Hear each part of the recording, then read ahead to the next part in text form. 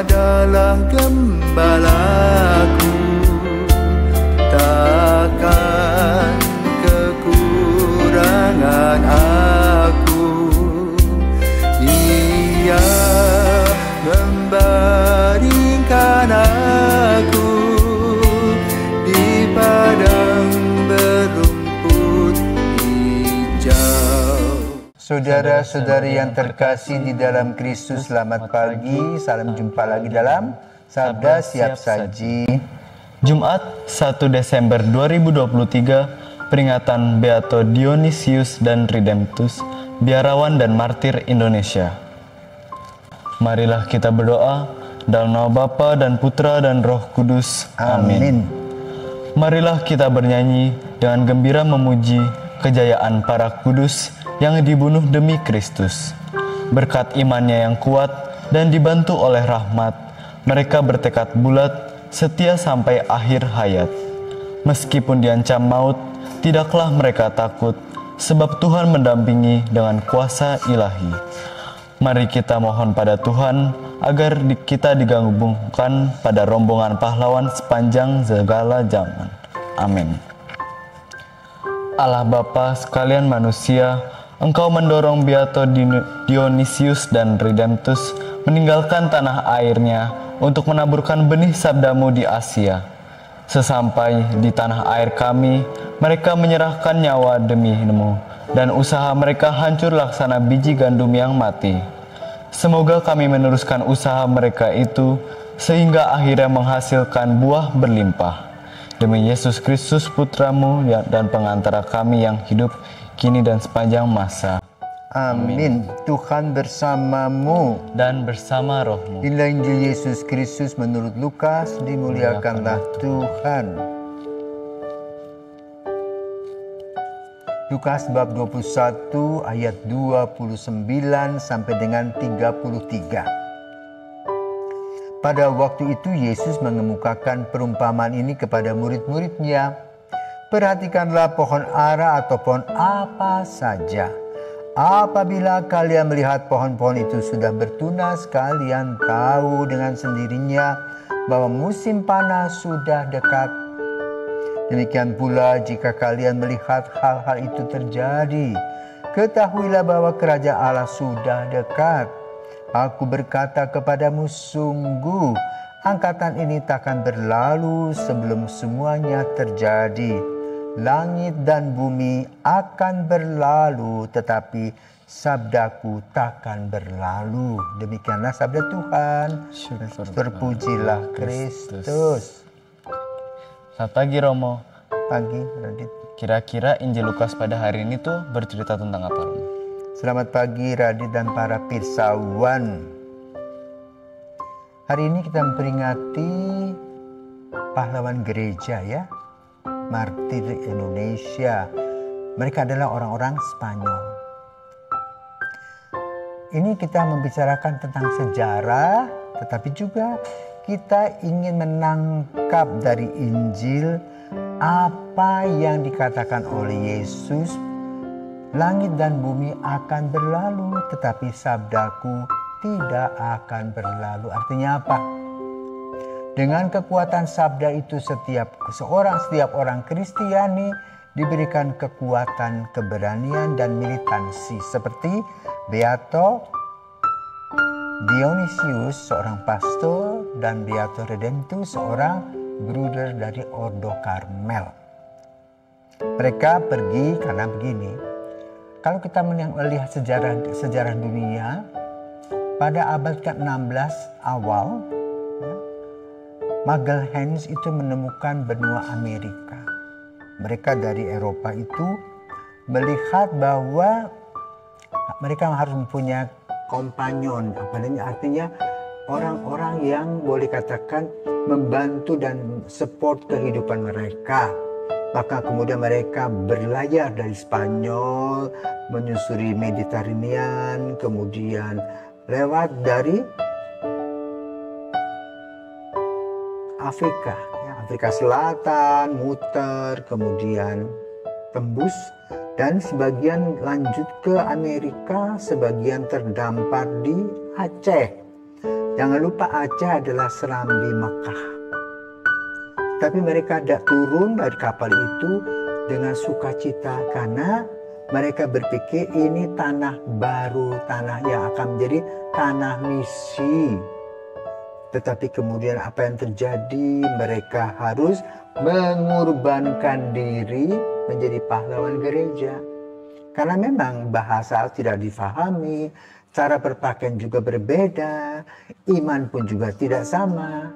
Ya, itu risiko sebagai misionaris. Tetapi Pastor Dionysius Occam dan juga Bruder Redemptus Cruce Occam dengan sukacita mewartakan kabar gembira. Karena itu hari ini dalam memperingati Beato ini, kita di Indonesia merasakan darah yang diberikan bagi Gereja Katolik Indonesia itu berbuah. Maka lalu digambarkan dalam Injil pada hari ini seperti pohon ada musimnya. Ya, coba kalau kita pergi ke Sakura, pergi ke Jepang, musim bunga Sakura. Biasanya itu terjadi setelah musim dingin, musim semi dan bunga-bunga bermekaran. Itu tanda. Ya, atau bunga-bunga tulip di Eropa, di Belanda, itu tanda bahwa dunia atau kebun bersuka cita, maka memberikan warna-warni bunga. Tetapi juga kita tahu bahwa ada sejenis bunga yang memberikan tanda kalau dia berbunga, artinya musim panas tiba. Ya. Nah, Yesus ingin menerangkan kepada kita bahwa ya, gejala-gejala yang Tuhan berikan itu harus kita tangkap sebagai tanda-tanda zaman yang harus kita tangkap, dan tanda-tanda itu harus membuat kita bukan loyo tetapi semangat militan, percaya bahwa dengan gejala-gejala yang ada kita belajar tentang situasi dan kondisi, sebagai misalnya belajar bahasa dan budaya dan mewartakan kabar. Karena itu yang paling penting dalam kehidupan kita pertama adalah kita sendiri harus yakin akan iman kita. Bruder Redemptus dan Pater Dionysius yakin bahwa dengan perutusannya sebagai misionaris, dia akan mewartakan Kristus sampai titik darah terakhir. Dan dia sampai di Aceh harus mengubah imannya dengan tidak, saya tetap menjadi pengikut Kristus sampai kapanpun. Akhirnya dia diserang dan dibunuh. Kalau dia belum menjadi dirinya sendiri, tentu akan lari. Ya. Tapi kalau dia sudah menjadi dirinya sendiri, apalagi dia tahu bahwa berkat dan rahmat Allah itu luar biasa, dia akan pegang. Kenapa? Iman yang dia miliki ketika dia hidup itu berbunga, berbuah pada saat dia meninggal dunia, menghadap Allah dalam keabadian dan kebahagiaan, dan apa yang sudah diwartakan dalam hidupnya itu akan bergema bagi orang-orang yang ada di sekitarnya. Seperti yang terjadi saat ini. Indonesia boleh katakan dengan dasar Pancasila di mana kebebasan beragama boleh terjadi, banyak orang yang mulai mengenal Kristus dan memilih Kristus sebagai sang juru selamat, sebagaimana yang sudah diimani oleh Pater Dionysius dan Bruder Redemptus yang kemudian dibeatifikasi. Nah, setelah itu kita harus tahu, ya, orang sering mengatakan begini, orang Katolik itu kok seperti menyembah orang-orang yang sudah mati, ya? Kok ada doa kepada santo ini, santo itu. Nah, saudaraku terkasih, tidak mudah menjadi orang kudus, nggak bisa disokong dengan uang, ya. Tetapi iman dan cahaya terang dari dalam dirinya itulah yang akan mewartakan dan membuktikan dalam kehidupan sehari-hari. Contoh saja misalnya Santa Bernadette. Ya, Santa Bernadette. Yang masih muda belia bertemu dengan Maria dan dia yakin bahwa Maria ada dalam dirinya dan dia mewartakan walaupun dalam usia yang relatif anak-anak. Ya. tidak takut akan apa-apa karena tahu kebenaran yang dia miliki.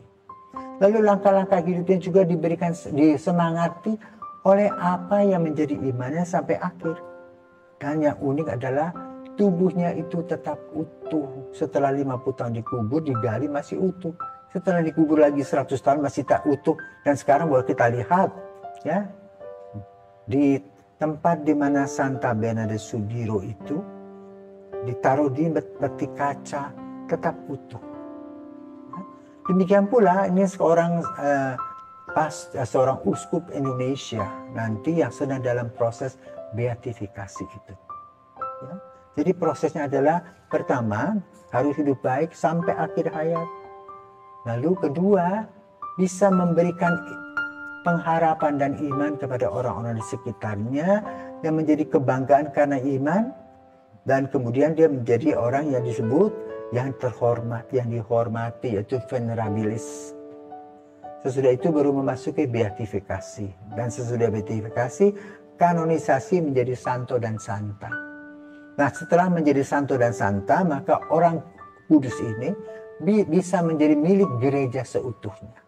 Tetapi kalau menjadi beato dan beata, biasanya masih dimiliki oleh kelompok tertentu, seperti misalnya Beato Dionysius dan Beato Redemptus itu masih dimiliki oleh Ordo Karmel. Tetapi kalau terus diperhatikan, digali kembali, ada sebuah mukjizat dalam kehidupan mereka yang sudah meninggal ini akan menjadi santo dan akan menjadi milik gereja universal. Ya, karena itu di dalam sejarah gereja Indonesia, dua tokoh ini masuk sebagai orang yang betul berani menjadi saksi Kristus dalam dunia martiria sampai akhir hayat, dan dia seperti pohon yang berbunga, ya, membawa harum ke seantero Indonesia dan Nusantara sehingga gereja terus tumbuh dan berkembang dengan semangat berani mati, semangat militansi, semangat iman, harapan dan kasih yang begitu kuat kepada Kristus. Semoga semangat Beato Dionysius dan Beato Redemptus tetap membahana, tetap memberi warna dalam langkah-langkah hidup kita, khususnya kepada kaum muda, karena mereka masih muda tetapi sudah menjadi martir. Mudah-mudahan Radit akan mau mengikuti semangatnya Beato ini, ya, bisa menjawab panggilannya pada suatu hari. Dan para pisawan Bapak Ibu boleh mendoakan anak-anak ini dalam menjawab panggilannya sebagaimana Beato Dionysius dan Beato Redemptus. Tuhan memberkati.